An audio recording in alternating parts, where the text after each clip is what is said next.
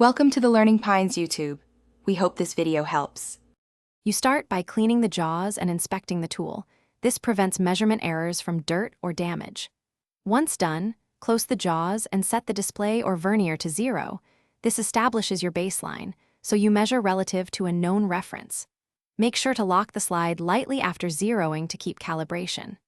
Check 0 at a couple of points across the jaw faces to confirm consistency, because repeatability is key to reliable readings. You position the part carefully and open the jaws with controlled motion. This prevents binding and false readings. For external dimensions, seat the part squarely between the outer faces. For internal bores, use the inner jaws, and for depths, extend the rod fully into the feature. Once done, apply consistent light pressure. Too tight compresses the part, too loose adds backlash.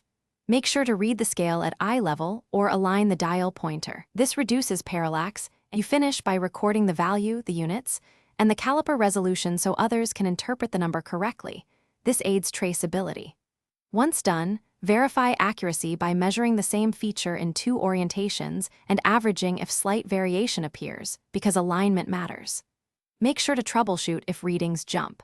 Clean contacts, re-zero the tool, check for bent jaws or worn slides, and replace the caliper if errors persist. These steps restore confidence in your measurements. Thanks for watching. Consider subscribing if we helped you.